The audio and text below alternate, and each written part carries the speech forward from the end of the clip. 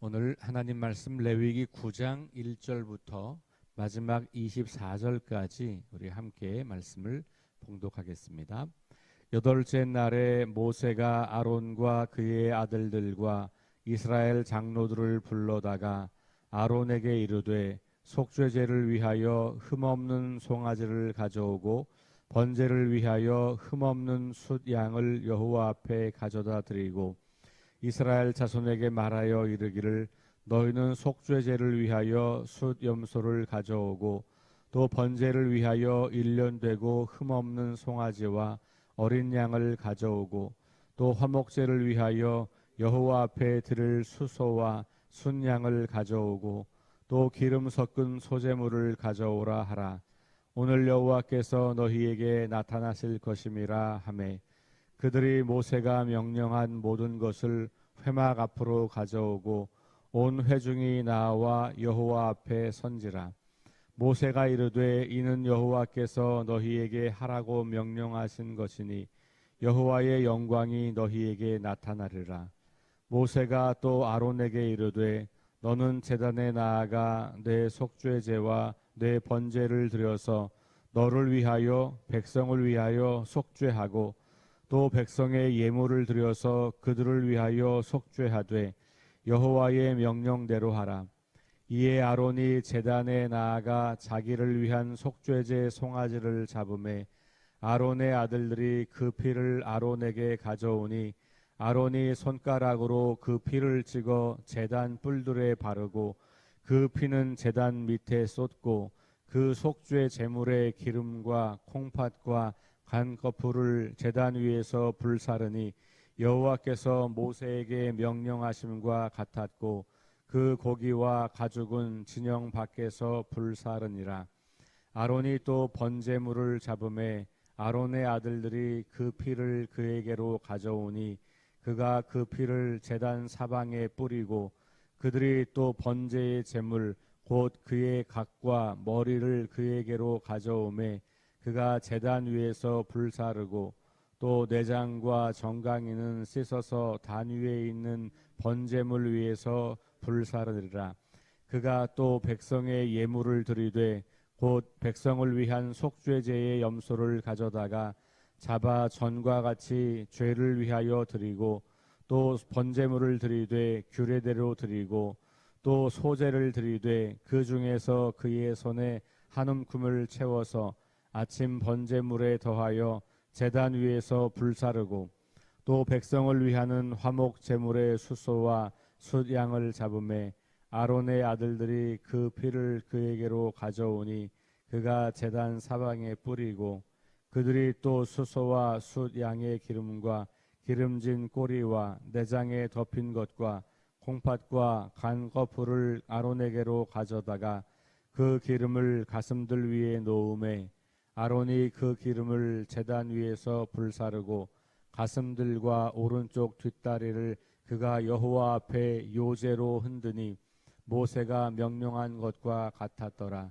아론이 백성을 향하여 손을 들어 축복함으로 속죄제와 번제와 화목제를 마치고 내려오니라.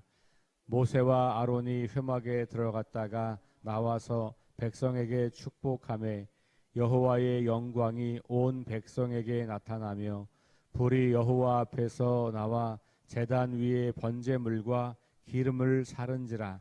온 백성이 이를 보고 소리 지르며 엎드려졌더라.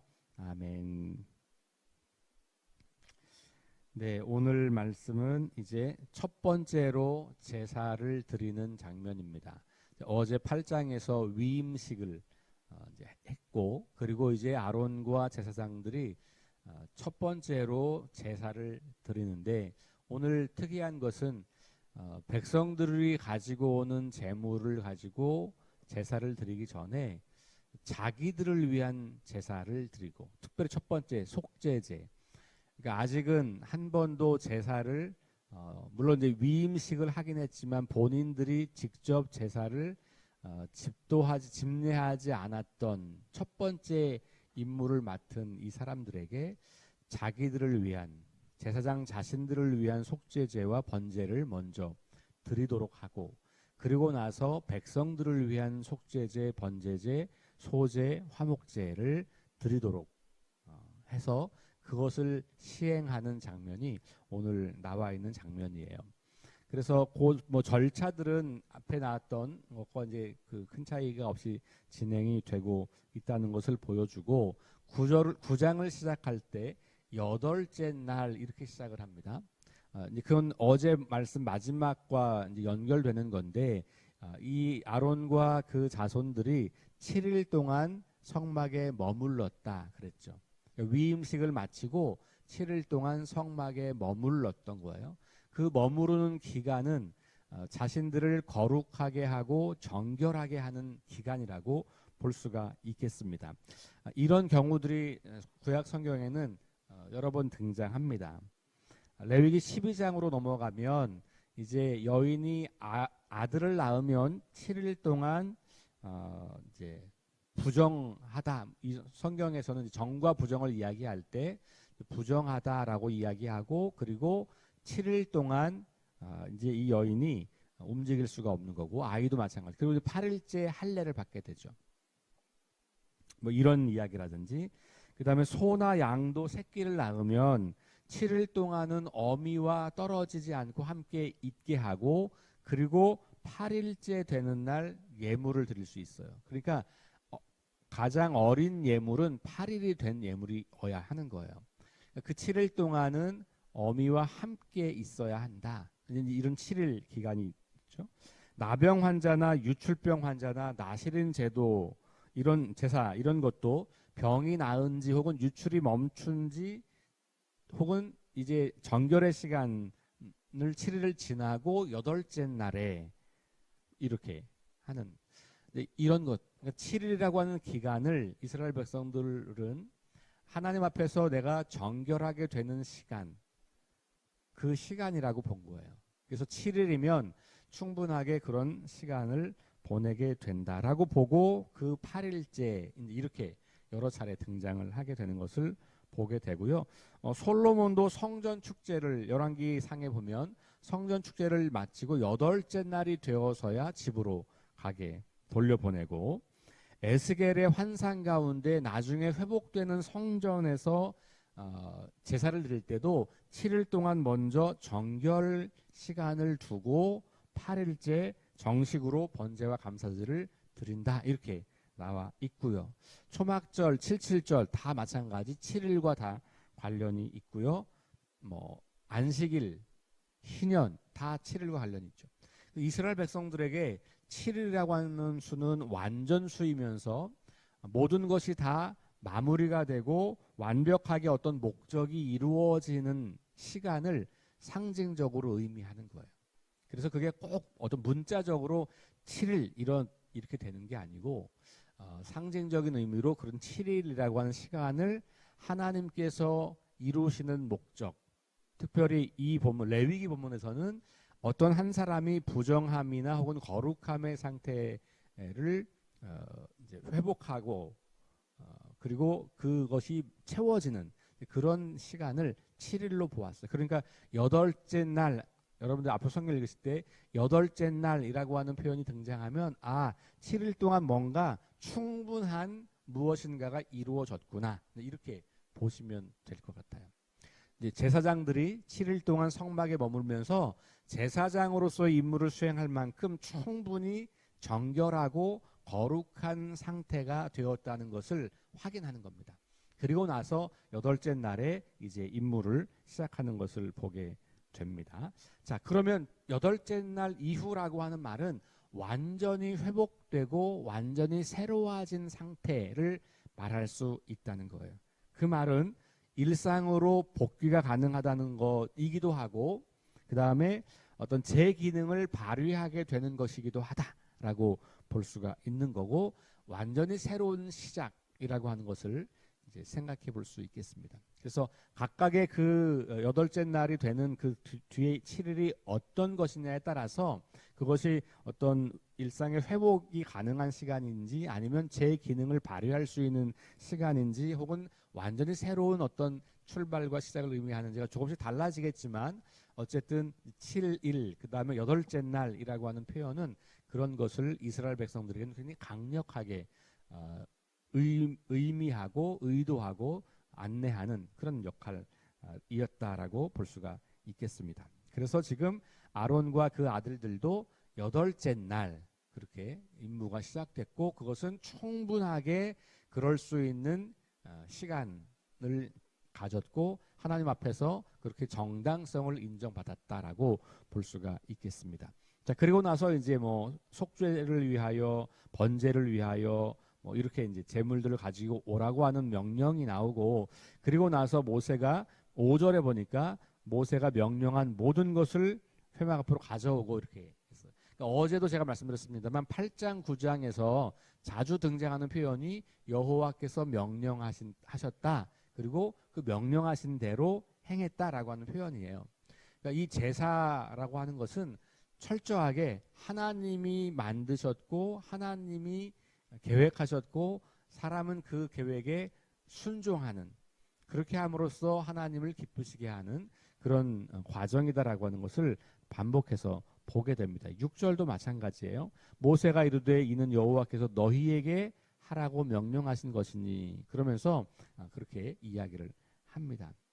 자, 그리고 이제 8절로 넘어가면 아론이 제단에 나아가 자기를 위한 속죄 송아지를 잡으매 그러면서 8절부터 14절까지에는 주로 이제 자신들 아론이 자기를 위한 속죄제 또 자기를 위한 번제가 나오게 되어 있어요. 그리고 이제 15절로 넘어가니까 백성의 예물을 드리되 그러면서 백성들이 가지고 온 속죄 제물 그리고 번제물 그다음에 소제 이렇게 제사장들은 여기서는 소제가 없어요. 그런데 백성들은 소제가 있죠. 다시 소제는 어떤 거였죠? 곡식을 드리는 거였고 그렇다면 짐승을 드릴 수 없을 만큼 가난한 백성들도 당연히 제사를 드려야 하기 때문에 소제, 곡식을 가지고 와서 제사를 드리는 거죠. 그런 이야기 나오고 그다음에 화목제가 나오고 이렇게 네 가지를 다 하는 것을 우리에게 이제 보여주고 있습니다. 자, 그리고 나서 오늘 이 본문에서 아주 중요한 장면은 뭐냐 하면 마지막 장면이에요. 22절부터 24절까지 나오는 부분이에요. 제사가 다 끝나고 나서 그러니까 여기는 지금 첫 번째 제사였기 때문에 마치 대속죄일 그러니까 16장에 나오는 1년에 한 번 모든 백성들이 다 와서 제사를 특별히 속죄제를 드려야 했던 것처럼 첫 번째 제사였기 때문에 이 모든 백성들이 다 나와서 함께 이것을 보고 경험하고 자기의 제물을 드렸던 거잖아요. 이스라엘 백성 전체를 위한 이제 제사였단 말이죠. 그리고 난 그 결과가 뭐냐면 그 22절부터 나와요. 22절부터 한번 다시 읽어보겠습니다. 24절까지 시작. 아론이 백성을 향하여 손을 들어 축복함으로 속죄제와 번제와 화목제를 마치고 내려오니라. 모세와 아론이 회막에 들어갔다가 나와서 백성에게 축복하매 여호와의 영광이 온 백성에게 나타나며 불이 여호와 앞에서 나와 제단 위에 번제물과 기름을 사른지라. 온 백성이 이를 보고 소리 지르며 엎드려졌더라. 여기서 핵심 단어는 23절에 나와 있는 거예요. 여호와의 영광이 온 백성에게 나타났다. 자, 다시 출애굽기의 마지막 제가 지난 주일날 설교하면서 출애굽기의 마지막 장면은 성막을 다 완성하고 봉헌을 드리고 났을 때 그 성막에 여호와 영광이 가득해서 모세조차도 그 성막에 들어갈 수 없었다. 이게 출애굽기의 마지막이었잖아요.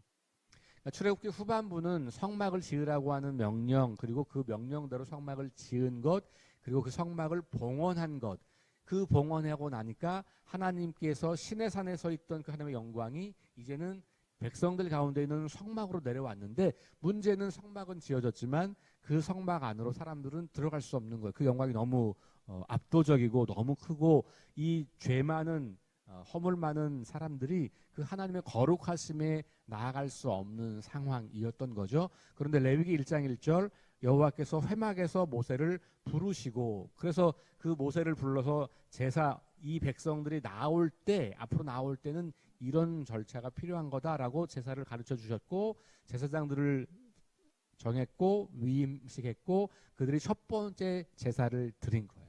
그렇게 이제 흐름이 이어온 거죠. 그 흐름을 생각하면 여호와의 영광이 백성에게 임했다는 것은 출애굽기로 보면 다 죽을 수밖에 없는 상황인 거잖아요.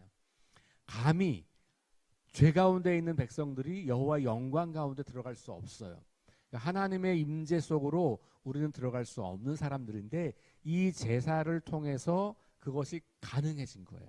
그리고 그것을 지금 여기 표현하고 있는 거죠. 그래서 온 백성들에게 축복을 했고 그 축복을 하니까 여호와의 영광이 온 백성에게 나타났다. 그러니까 성막에 가득했던 그 영광이 이제는 그 성막에 모여서 제사를 드렸던 모든 사람들에게 가득하게 되었다. 그래서 이제 이 이스라엘 백성들이 하나님의 거룩한 백성으로 살아갈 수 있는 준비가 된 거예요. 물론 그 이전에 부르심을 받고 광야 길을 시작했고 시내산까지 왔던 그런 이미 시간은 그렇게 흘러왔지만 앞으로 광야 생활과 가나안에 들어가서 살게 될 이스라엘 백성들이 이 순간에 이제 온전히 거룩한 하나님의 백성으로 실제적으로 그렇게 하나님을 대면하여 만날 수 있는 사람으로 그렇게 바뀌어진 모습을 오늘 이 레위기는 우리에게 보여주고 있는 것이지요. 하나님의 영광이 나타났다라고 하는 것은 성경에서 몇 가지 의미를 가지고 있는데 첫 번째는 뭐냐 하면 하나님의 그 위대하심, 거룩하심, 크고 놀라우심이 우리 가운데 경험될 수 있다라고 하는 것을 말하는 거죠. 우리는 그럴 수 없는 사람인데 하나님의 그 거룩하심과 그 위대하심을 우리가 경험할 수 있다, 맛보아 알 수 있다라고 하는 것. 두 번째는 그 영광이 있다라고 하는 말은 하나님이 우리를 그런 거룩함과 존귀함과 위대하심으로 우리를 지켜주시는 분이다라고 하는 거예요. 특별히 이제 이 구약 성경에서 하나님의 임재의 순간을 표현할 때 이렇게 지진이나 아니면 어떤 구름이나 이런 것들로 표현을 하잖아요. 그러니까 그런 것이 있을 때 하나님의 영광이 임했다라고 하는 사인을 이스라엘 백성들은 보는 건데 그럴 때 그것은 이스라엘 백성들을 보호하는 특별히 이제 이 광야길을 걸어갈 때 낮에는 구름 기둥, 밤에는 불 기둥. 그게 뭐냐 하면 구름 기둥과 불 기둥이 그냥 그런 어떤 자연 현상이 나타났다는 게 아니고 그런 현상을 통해서 하나님이 광야의 길을 걷고 있는 이스라엘 백성들을 지켜주신다는 것을 보여주는 거거든요. 하나님의 영광이 임했다라고 하는 말은 하나님의 그 크고 놀라우심을 본 것과 동시에 그분이 우리를 지켜주시며 우리와 함께 계신다라고 하는 것을 말해주는 거예요. 그러니까 그 하나님의 영광과 거룩하심에 들어가게 된 우리들도 그렇게 거룩한 백성이 되는 것과 동시에 이제는 그 거룩하신 하나님이 우리의 삶을 주관하시고 책임지시고 우리를 지켜주시는 분이다 라고 하는 것, 이 두 가지를 정확하게 이렇게 경험하게 되는 그런 사건으로 볼 수가 있는 거예요. 그래서 이제 이스라엘 백성들이 하나님의 영광 임재 가운데 거하게 되면서 강력하게 이 광야의 길을 걸어가는 동안 하나님께서 우리를 지켜주시겠구나. 이 광야의 길을 걸어가는 동안 거룩하시고 위대하신 하나님이 우리와 함께 하시겠구나 라고 하는 것을 이제 그들은 확신하게 되는 거죠. 그리고 마지막에 보니까 제단에서 불이 내려왔다 이렇게 내려왔어요. 그죠? 24절에 불이 여호와 앞에서 나와서 제단 위에 번제물과 기름을 살랐다. 그러니까 불이 하나님으로부터 와서 이 제물을 불살랐다라고 하는 거잖아요. 불이 임했다라고 하는 것도 똑같습니다. 하나님께서 이곳에 임재하셨고 그리고 제물을 태웠다라고 하는 것은 우리가 드리는 이 예배를 받으셨다라고 하는 거거든요. 그러니까 이 제물을 받았다는 말은 제가 계속 강조하지만 제물을 기뻐하는 게 아니고요. 우리를 기뻐하는 거예요. 제물은 우리가 된 거예요. 이거 안수에서 대체한 거기 때문에 제물이 내가 되고 내가 제물이 된 거라는 거죠. 그걸 상징적으로 의식을 통해서 보여주는 거잖아요. 그러니까 제물을 받으셨다고 하는 말은 그 제사를 드리는 사람들이 볼 때에는 아, 우리가 드린 고기 받으셨어, 이게 아니고 나를 받으신 거구나. 아, 하나님이 나를 기쁨의 제물로 받으셨어. 그러니까 어떡할까요? 그러니 내가 이제 하나님께 드려진 존재처럼 거룩하게 인생을 살아야지 라고 하는 결단을 그 예배를 통해서 또 하게 되는 거죠. 하나님께서 자신에게 그 마음과 삶을 드린 사람들을 기쁘게 받으셨다라고 하는 것이 오늘 이 첫 번째 제사의 마지막 장면이다라고 하는 겁니다.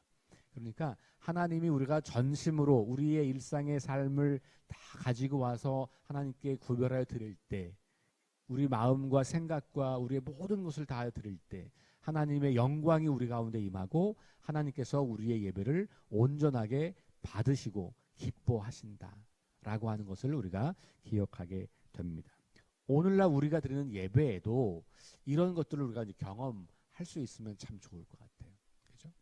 그래서 예배 때마다 우리가 이 예배를 자주 드리다 보면 사실은 예배 때의 그 감격과 기쁨은 조금씩 점점 이렇게 퇴색될 때가 많잖아요.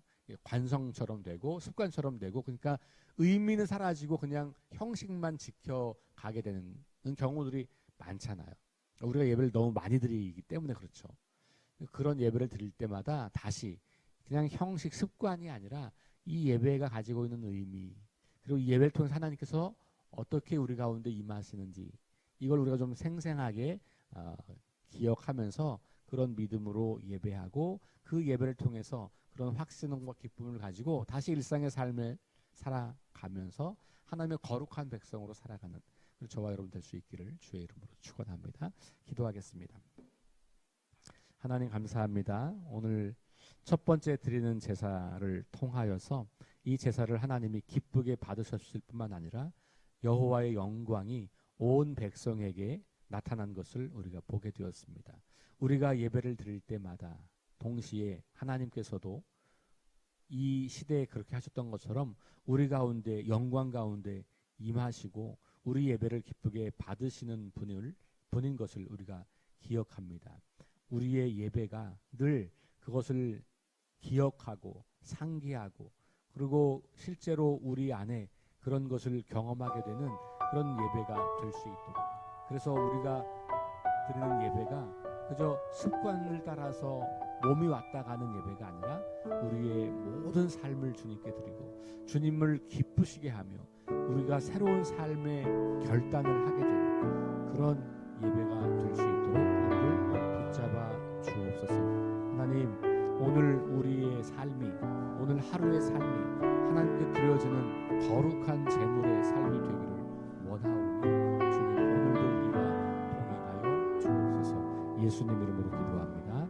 아멘. 우리 합심 기도합니다. 성령의 능력으로 하나님 나라를 증언하고 살아내게 하소서. 하나님 말씀이 기준이 되게 하소서. 질병과 연약함으로 고통당하는 사람들을 치유하여 주소서. 전쟁과 자연재해와 가난과 억압으로 고통당하는 지구촌 이웃들에게 은혜를 베푸소서. 다음 세대에게 하나님 나라 복음을 전수하게 하소서. 감사의 제목들이 계속해서 기억나게 하소서. 우리 함께 합심해서 기도합니다.